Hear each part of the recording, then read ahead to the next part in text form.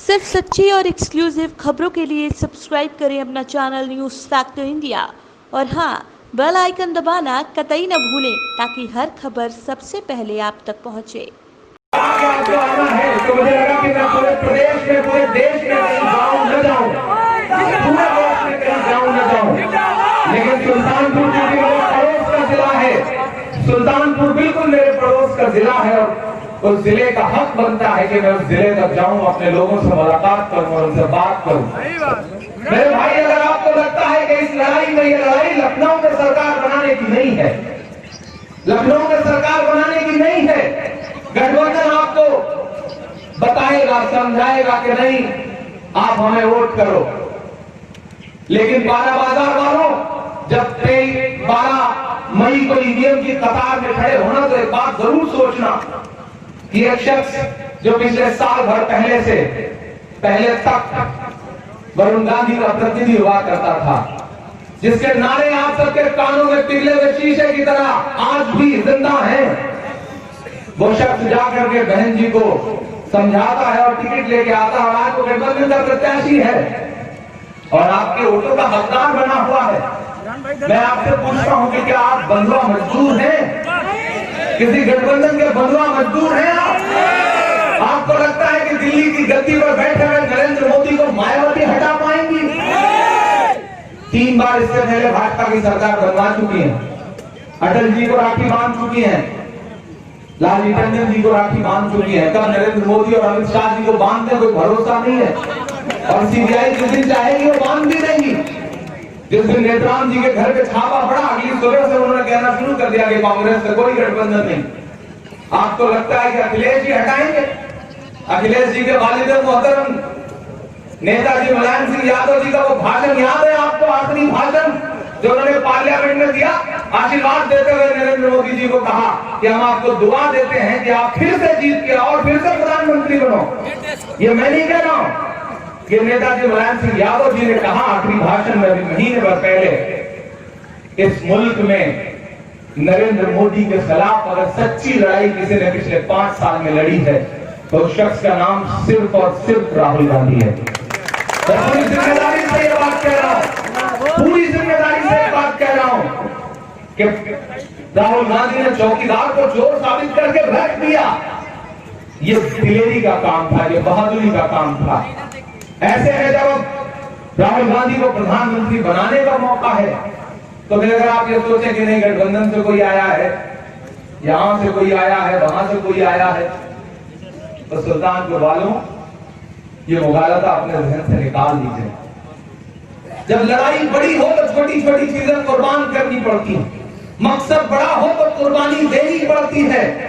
हो सकता है भीड़ में ऐसे भी लोग बैठे हों जिनका अलग पार्टियों से रिश्ता हो, कांग्रेस पार्टी के सदस्य ना हो, लेकिन वो इस महफिल में आए हैं सुनने।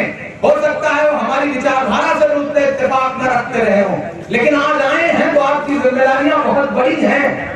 मैं आपसे खुसूसी तौर पर मुखातिब हूं कि ये लड़ाई छोटी लड़ाई नहीं है। मैं इस लड़ाई में अगर अपना पसीना बहाता हुआ शाम के इस वक्त यहां खड़ा हूं तो आपको इस मकसद को समझना पड़ेगा, आपको समझना पड़ेगा कि गठबंधन को वोट देने का इस वक्त मतलब है आपके यहां जो कैंडिडेट है उससे बेहतर है आप भाजपा को वोट दे दें। मैं पूरी जिम्मेदारी से ये बात कह रहा हूं, भाजपा को वोट देना और गठबंधन को वोट देना बिल्कुल एक जैसा है, क्योंकि जो यहां से प्रत्याशी हैं गठबंधन के वो 5 साल तक वरुण गांधी के प्रतिनिधि थे। आप सबको पता है, मुझसे ज्यादा आप जानते हैं, मुझसे ज्यादा आपने झेला है। फिर जब फैसला करने का वक्त है तो फिर गठबंधन जहन में कहां से आ गया? ये लड़ाई तो बहुत बड़ी लड़ाई है। एक वादे को निभाने के लिए वोट करो, अपनी दस्तार बचाने के लिए वोट करो।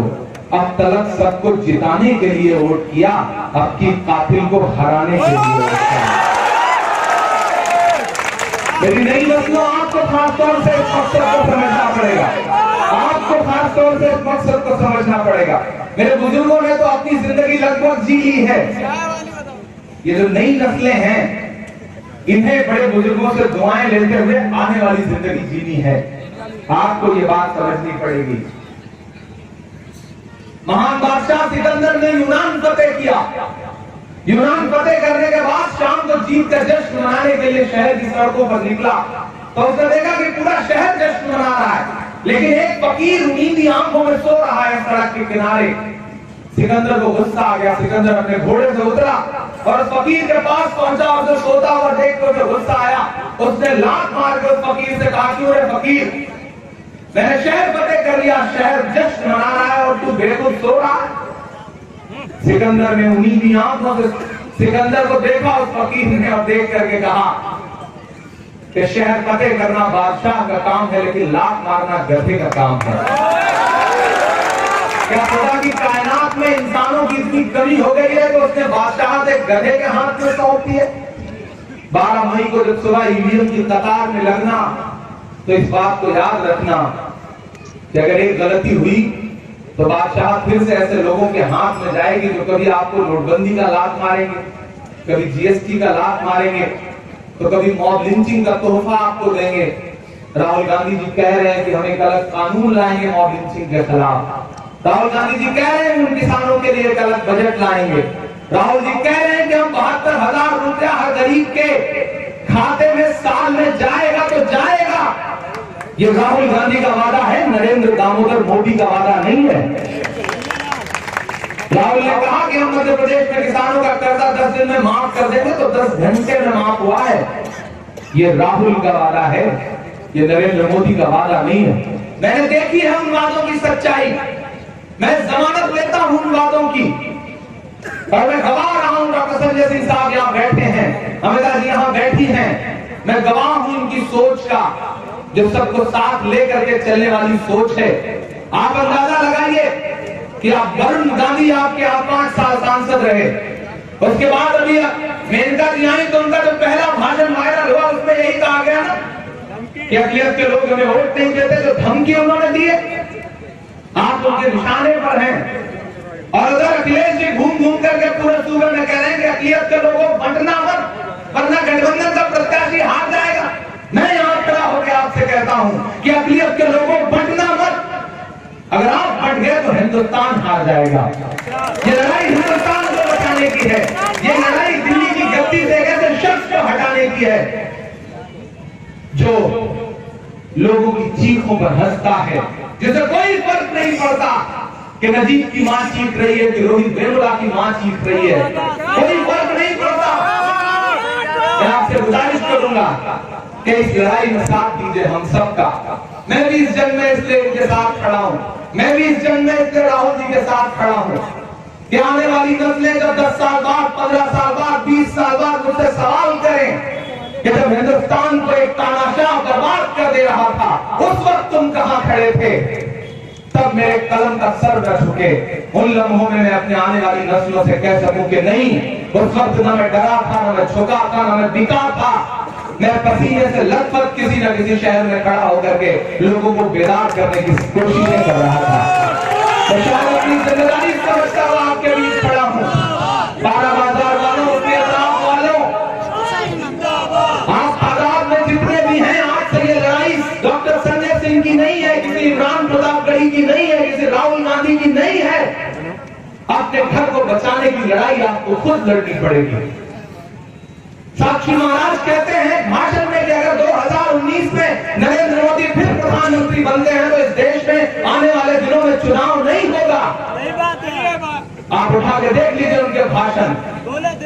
तुम्हारी बज़्म के बाहर भी एक दुनिया है, मेरे हुजूर बड़ा जुर्म है ये बेखबरी, बेखबर रहने से काम नहीं चलेगा। मेरे बुजुर्गों में आपसे मुखातिब हूँ, मैंने आपकी पेशानी की झुर्रियों में जो दर्द महसूस किया है उसे पिछले 10 साल से गाता रहा हूँ।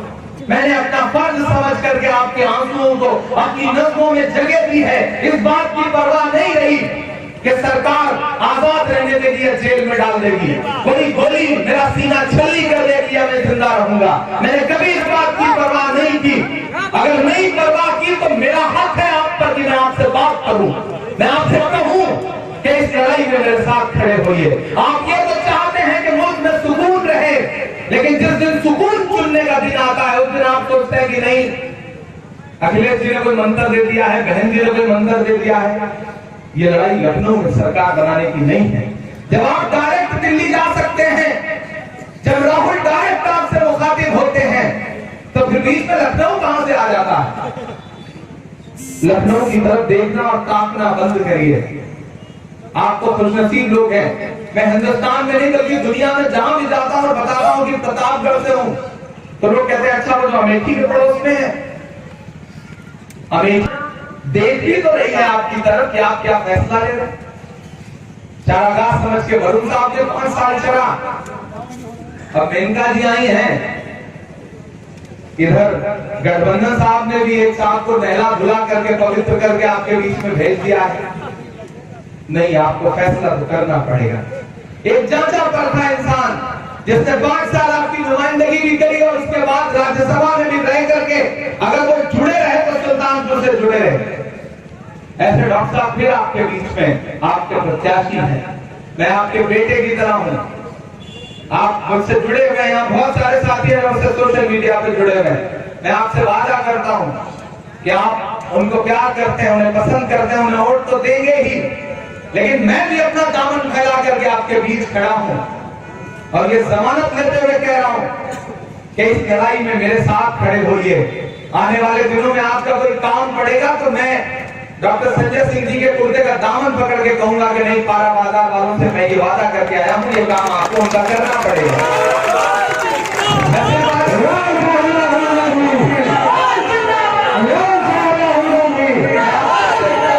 नहीं आया मेरा आपका जो पड़ोसी, मैं वादा कर रहा